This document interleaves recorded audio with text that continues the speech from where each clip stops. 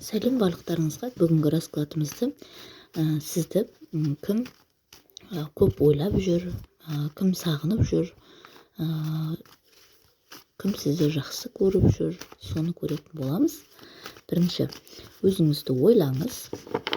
Тек қана өзіңізді ойлаңыз, бұл расклад сізге арналады.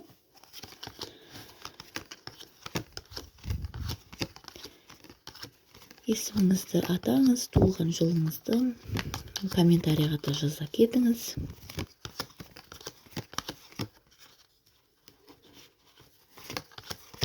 Бірінші, тек қана өздеріңізді ойлаңыздар, қыздар. Сіз энергетикаңыз бойынша королева мечей, бойдақ қыз болуыңыз мүмкін, немесе ажырасқан болуыңыз мүмкін, немесе қазір жұбыңызбен тұрмыста болсаңыз да жұбыңыздан бір қатты жылылық көріп тұрған жоқсыз, яғни суықсыз десем де болады. Жаныңызда да король мечей түсіп тұр. Ол ер адамда суыққанды, өте ақылды, ұрсып қалған болуларыңыз да мүмкін, қатты сөздер айтқан болуларыңыз да мүмкін. Бір ер адамға энергетикаңызда солай болып тұр қазір. Немесе бір ер адаммен переписка, сөйлесу, сондай болған болуы мүмкін жақын арада. Бұл жерде сіздер екеулеріңіз араларыңызда қызғаныш болған болуы да мүмкін. Бір-бірлеріңізге қазір шыдамсыздық танытып тұрсыздар. Отношениені выяснить еткілеріңіз келеді, отношениеміз қандай деген сияқты нәрселерді сөйлескілеріңіз келеді. Бұл жерде сондай ойдасыздар. Яғни бұл жерде бір ер азаматты үнемі ойлап тұрсыз, ол да сізді ойлап тұр. Енді сіздің өткеніңіз көре кетейік кішкене.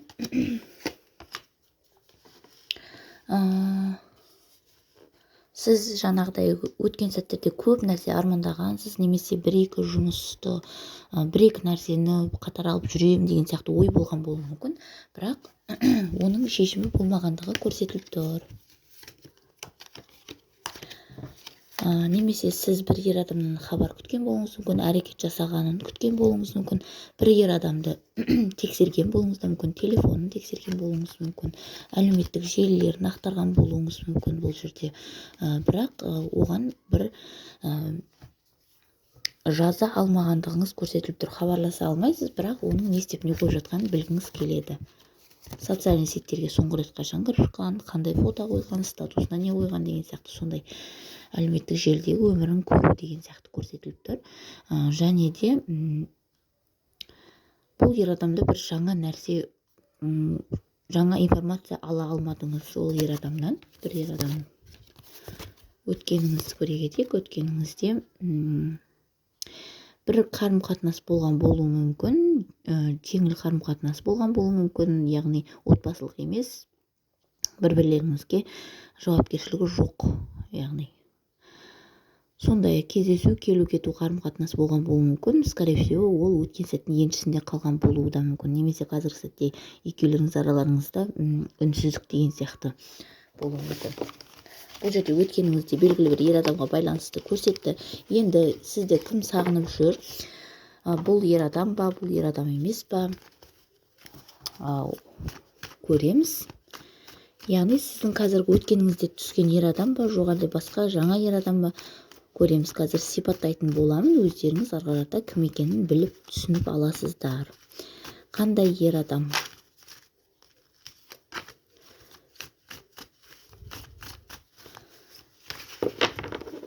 Қандай ер адам сізді ұнатып жүр? Бірден король пентакли түсті. Бұл бизнесмен болуы мүмкін, знак зодиакасы бойынша тау ешкі болуы мүмкін, бикеш болуы мүмкін. Егер де олай болмаса, жаңағыдай өзіне сенімді, тұрақты ер азамат, тұрақты жұмысы бар, сосын отбасылы ер азамат болуы мүмкін. Бұл сіздің мүмкін күйеуіңіз де болуы мүмкін. Отбасылы ер азамат ретінде көрсетіліп тұр. Әке болуы да мүмкін. Бұл жерде 100%-ға әке болуы мүмкін. иә, әке болуы да мүмкін, өйткені шут картасы, детский карта түсті. Немесе бұл ер азамат жасы үлкен болса да өзін жас сезінетін сондай ер азамат болуы мүмкін. Немесе жас ер азамат сізден жасы кіші болуы мүмкін, бірақ өзін тұрақты, мықты, ақылды ер азамат ретінде көрсеткісі келетін адам болуы мүмкін. Бұл жерде шут деген карта, яғни ойнау, рөл ойнау, король пентаклидің рөлін ойнау. Яғни тұрақты бизнесмен, сондай ақылды жатқан сондай адамның рөлін ойнайтын адам болуы мүмкін. Немесе баласы бар ер адам болуы мүмкін. Немесе ортақ балаларыңыз бар болуы мүмкін. Бұл сіздің күйеуіңіз болуы мүмкін. Ары қарата нақты көреміз. Бұл общий расклад болғандықтан қыздар әртүрлі энергетикада келеді.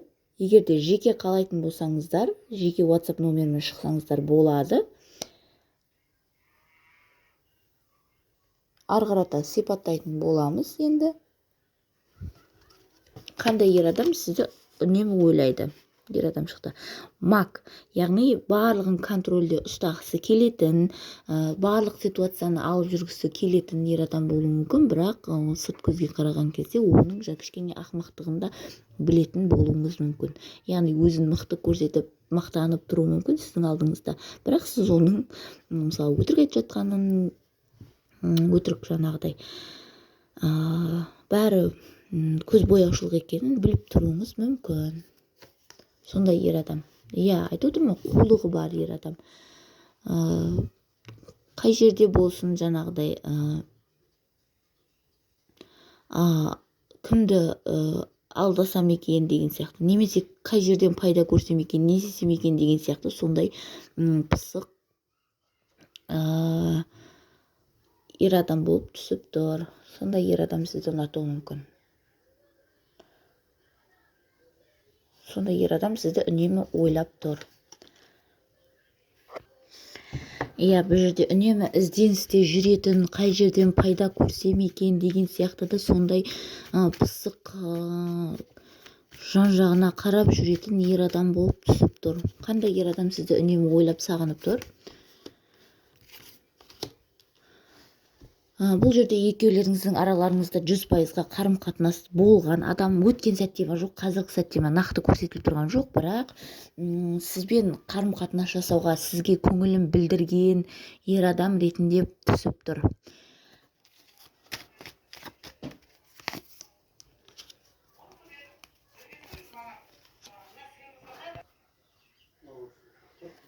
Сондай ер адам ретінде түсіп тұр, бірақ бұл жерде сізбен болашағым жоқ деген сияқты кішкене ойлауы бар, сондай қорқынышы бар. Яғни сізді айтып отырмын ғой, сізді бұл жерде болашақ әйелі ретінде көре алмайды деп көрсетіліп тұр. Жігіт, яғни сізді болашақ әйелі ретінде көре алмайды, бірақ сізбен қарым-қатынас жасағысы келеді. Сізбен даже жаңағыдай заңды неке, бір-бірлеріңізге жаңағыдай официальный жұмыс жағынан ортақ бизнестеріңіз болуы мүмкін, немесе ақша алмасқан болуларыңыз да мүмкін бұл ер адаммен.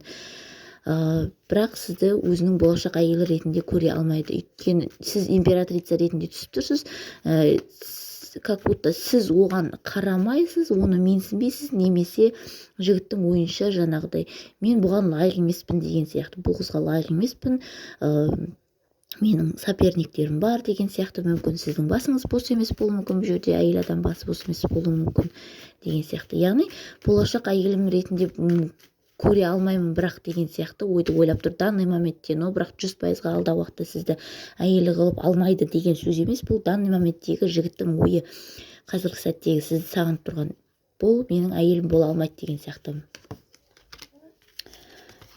Иә, айтып отырмын ғой, өйткені бұл жерде соперниктер жетеді деген сияқты нәрсені ойлап тұр. Сізді қатты қызғанатындығы көрсетіліп тұр. Сізге басқа ер адамдардың мысалға лайк басып, немесе сіз біреумен подписка жасағандарыңызды, друзьяға қабылдағандарыңызды барлығын көріп біліп отыруы мүмкін. Бұл жерде немесе күйеуіңіз бар болса, күйеуіңізбен қандай қарым-қатынас бар екенін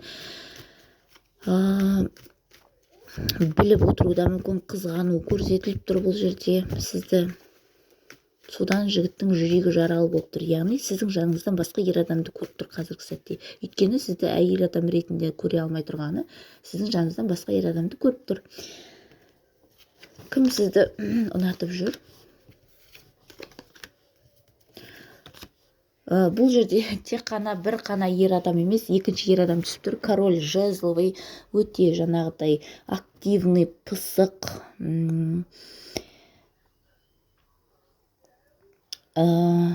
үнемі іс-қимыл әрекетте жүретін, пысық, жалқау емес. Бұл жерде екі жұмыс жасайтын ер адам болуы да мүмкін. Сізбен көбінесе бұл интимдік қарым-қатынаста болғысы келетіндігі көрсетіліп тұр негізінен. Бірақ болмаған болуларыңыз мүмкін. Жігіт үнемі соны ойлайды. Сіздің жаңағыдай интернет желіңізді тексереді, суреттеріңізді мүмкін тексеру көрсетіліп тұр бұл жерде. Екінші ер адам, екі ер адам болып түсіп тұр бұл жерде. Бұл жаңағы сізбен коллегаңыз болуы да мүмкін, бұл ер адам. Немесе интернет арқылы жұмыс жасайтын ер адам болуы мүмкін. Екінші ер адам болып түсіп тұр бұл жерде. Екінші ер адам болып.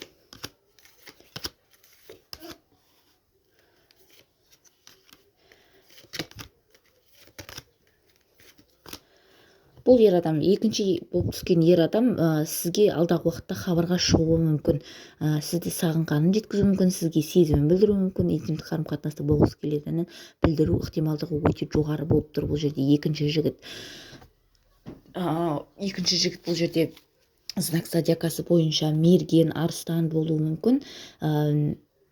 Бірақ ол нақты маңызды емес, бірақ кейбіреулеріңізге тура келуі мүмкін. Жігіт жаңағыдай от секілді мықты, әйел адамдарды қызықтыратын, сондай ер адам, мінезді ер адам болуы мүмкін. Екінші түсіп тұрған ер адам. Қыздар, егерде нақтылай кеткенімді қаласаңыздар, жеке WhatsApp номеріме шықсаңыздар болады. Сізді шын мәнінде кім ұнатады, сізге кімнің шын мәнінде көңілі бар, шынайы деген сияқты қарым-қатынас белгілеріңіз келсе, WhatsApp номеріме шықсаңыздар болады. Сонымен қатар таро картасында үйретемін. Осылай мен сияқты ашқыларыңыз келсе, ашып үйренулеріңізге болады. Маған жазсаңыздар болады. Сау болыңыздар.